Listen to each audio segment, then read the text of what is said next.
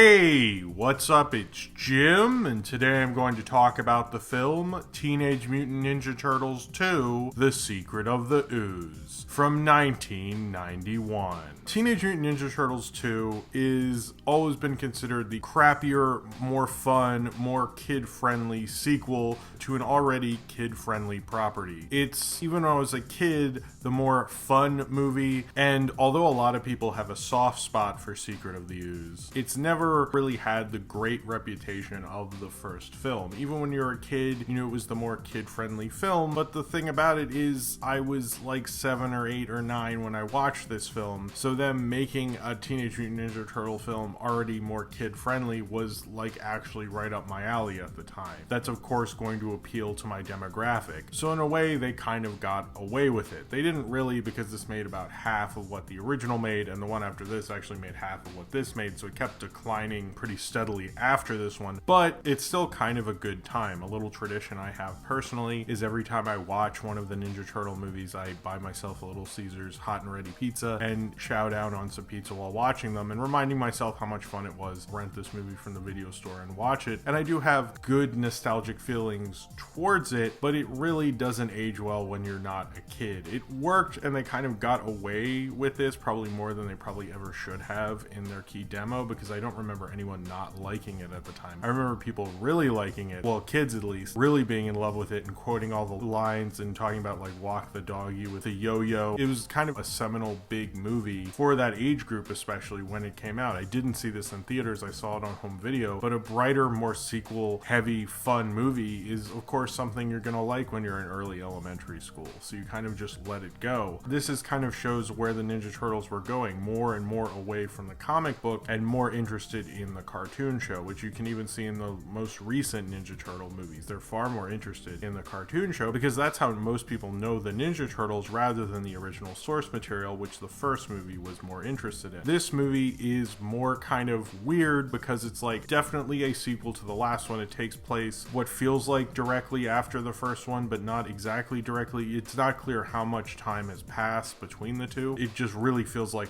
a week, something like that in terms of time, like days even, but you're not exactly sure. And because it's trying to do the darker thing of the last film, but also be brighter, more kid-friendly, less violent, and more like the cartoon show, it kind of becomes a bit of a messy adaptation because the last one is very clear in what it's doing, and this one is not as clear in terms of what it's adapting because it has to do all these things at once and adapt various different kinds of adaptations of the Ninja Turtles. And although there is that theory that there never really will ever be a true faithful adaptation of the Ninja Turtles, whether that be because not enough people really know the comic books, and even the one that is more adapted from the comic books really owes its success to the cartoon show. And even when I was seeing the first movie, I didn't really know about the comic books, I knew about the cartoon show. So I think maybe Secret of the Ooze kind of shows the real problem with adapting the Ninja Turtles, because you kind of have to figure out what exact version of the Ninja Turtles you're adapting, and the Secret of the Ooze could never really exactly figure that out while trying to do all of them. It takes place almost directly after, you're not exactly sure, like I said before, but you know it takes place after the first one, and the Turtles are living in April O'Neil's apartment. They feel that things have gotten better because they've defeated the Shredder and the Foot Clan, but then soon discover that the Foot Clan is still around and that the Shredder is coming back and is trying to make 2 other mutants to fight the Ninja Turtles. So he kidnaps a scientist who's trying to get rid of all the ooze that has contaminated various areas around New York City, which actually led to the creation of the Ninja Turtles. Kidnaps him, kidnaps the last canister of ooze, and makes his own creations, Toka and Razor, who are kind of like Bebop and Rocksteady ripoffs. We're then going to defeat the Ninja Turtles, but unfortunately they have the intelligence of 2 dumb babies and can't really defeat them, but Shredder teaches them how to fight the Ninja Turtles, as the Ninja Turtles have to fight the new Foot Clan, a vengeful Shredder and Toka and Razor, and hopefully stop them from destroying and killing innocent civilians and ruining New York City. I think the biggest thing is like, why aren't Bebop and Rocksteady in this film? It really has a lot to do with Kevin Eastman and Peter Laird, who are the real creators of the Ninja Turtles comic book, and they really didn't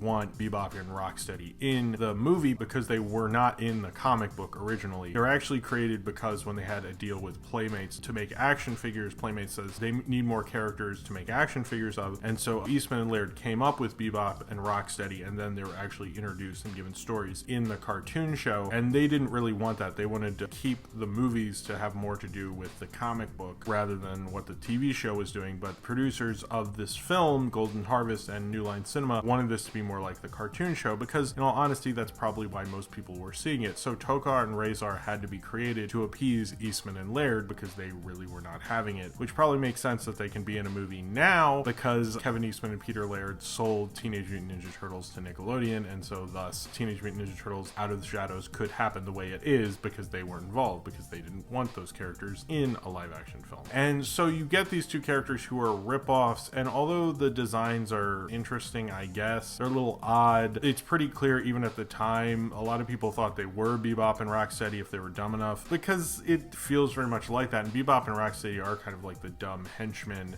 who are made pretty much for the exact same reason they're making Tokka and Razor. I don't really think they're as compelling as those characters. They're always kind of like, who are those ripoff guys and Secret of the Ooze? Oh, right. Like, they're not really interesting characters. They're not even distinct other than one's a dog and one's a snapping turtle. The idea of this movie trying to be like the cartoon show is like such a failure because what I thought was cool about the original movie, it's not as dark as like maybe we want to act like, but it is more like the comic book, and like why not have a different version of the Ninja Turtles, one being the show and one being the movie. But I think they were so obsessed with the fact that this was the height of Teenage Mutant Ninja Turtledom, and it was like one of the biggest things for kids ever. They wanted to appeal to the thing that most kids really liked about the Ninja Turtles, which was the cartoon, which investment wise I understand that, but I think maybe if you were going to do that, make the first movie like that, because you're making this kind of weird thing where it's definitely the same universe but it feels very different. It's a lot brighter. I remember on video it was even more saturated and more brighter. I only saw this on VHS and I remember thinking like how much brighter it was. I was almost like attracted to this film because it felt so bright and new. It was like shocking to me as a kid. I was like, wow, it's so different from the other film. And each of the Turtles films feels very different. They don't really keep much consistency in terms of like the design of the turtle puppet designs during the movies. So the puppets in the first film and the second one and even the third are very different. In this one it almost feels like Donatello's like top half of his head is melted into the other half, and it's really like quite odd that they kept doing that, but I guess they kept having advances in puppeteering throughout these films. This was dedicated to Jim Henson. That was the last film he ever worked on, and Brian Henson refused to work on it because of how much they had changed the film, and there were a lot of turnaround. Even the woman who played April O'Neil in the first film, Judith Hogg, they replaced her with Paige Turco, who would eventually play April O'Neil even in the third film. I prefer Judith Hogg to Paige Turco's interpretation. She doesn't really have the same personality. I don't think she worked out as well. Apparently she wasn't even asked back for the second film. I'm not exactly sure what that was about. That was, I think, kind of a mistake, frankly. I do like David Warner being in this film. He oddly gives a touch of class to this film, which probably it doesn't need, but it has anyway. But this film really goes after the more fun kids film, and I think it's because people started to complain, especially in this era and the baby boomers' constant complaints about violence in media and film. And this, since it's appealing solely to kids, really was a target for that. People complained about the violence, how they used weapons, things of that nature. So in this, they don't use weapons, but the weapons are still there because they're the Ninja Turtles and they have distinct weapons for each character. So you still have Leonardo with his swords on his back and Donatello with his staff and all that stuff. You can see them there, but they're not using them, which was weird. But it is kind of like the whole idea of Conan the Barbarian versus Conan the Destroyer, where you have this very violent, darker, more closer to the source material type of movie, and then it appeals to kids, and people are like, oh, you can't do that again, so you have to make it to appease these people, but you also make a worse movie. But I think the key to this movie is that it was a lot more fun. The Secret of the Ooze was a really fun movie. You know, you had Vanilla Ice doing ninja rap, you had them being more smart alecky and teenager, and although that's more annoying now, as a kid it was a lot more fun to see these characters having a lot more fun in this, have a more lighthearted adventure. Their home isn't being destroyed in this, they find a home in this. There isn't that much inner turmoil. If Raphael is split off to do something on his own, it's really to help the conclusion of the film, not to be all moody somewhere or something. It's more about them being together, it's more about them being a family, and so there's not as much drama really in it. The only drama is them fighting the Shredder, and that's more closer to the TV show. It's like they're all kind of a group and then they fight the monster of the week. Secret of the Ooze is probably better at that than I might give it credit for. It's probably a lot more fun and 90s in a very nostalgic view for only myself, but it's definitely a lesser movie than the first film, and it's always looked at that way. I mean, just because it has Vanilla Ice doing ninja rap, that doesn't necessarily save it. It just makes it a lot more fun. And I think, you know, as a fun kind of 90s kids film, it is a little more watchable than I'd probably give it credit for. I like that it actually changes the character of Donatello and makes him more distinctive. He's working with the scientist to come up with an antidote for the ooze. You get more of his personality through this, whereas in the first one, he's just kind of like the smarter Michelangelo or something. This film kind of uses their personalities better than the first film. I guess there's more space in the plot actually for that, and since Raphael and Leonardo and Michelangelo are already defined and Donatello really wasn't in the first film, this really gives him more of a personality. Obviously, it's doing the Donatello from the cartoon. Everyone acts more like a teenager. They're more smart alecky, coming in the room with pizzas. They feel like a bunch of kids coming home from being at the mall and showing off for their mom with all these exuberant jokes and things like that. That's fun for a kids movie, but I don't know if it works as well for a Teenage Mutant Ninja Turtle film, and I don't think Michael Pressman is the director that Steve Barron is, and that's probably why not as many people wanted to work on this. It's not really directed as well, and it's not really as good. And although this was a hit, it was #1 at the box office for 3 straight weekends and did quite well each of those weekends. It still made about half of what the first one did, and I think the real reason is it's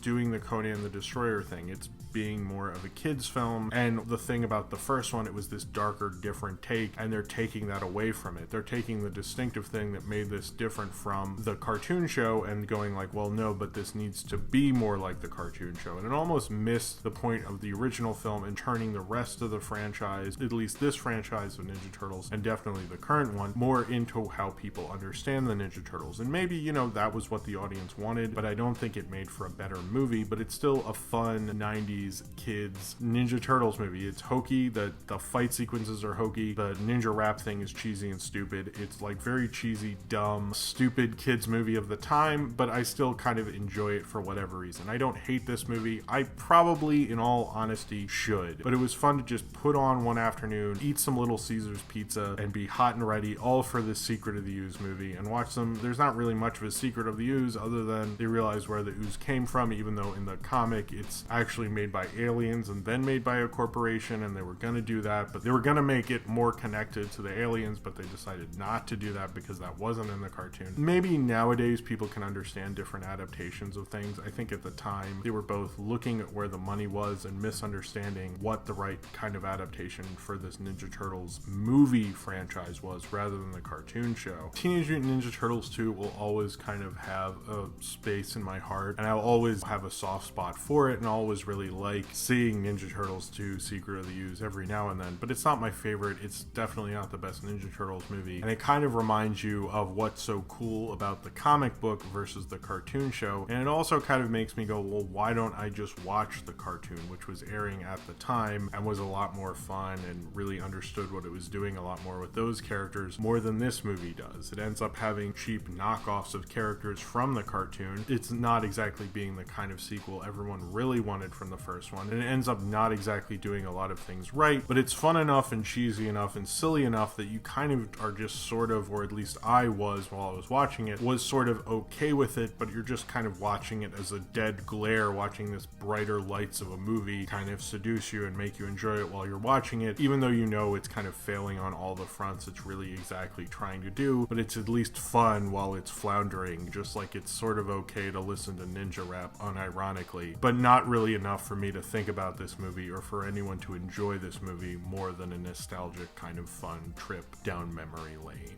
So if you have seen Teenage Mutant Ninja Turtles 2, The Secret of the Ooze, and you would like to talk about it, then comment below in the comments and subscribe if you would like to.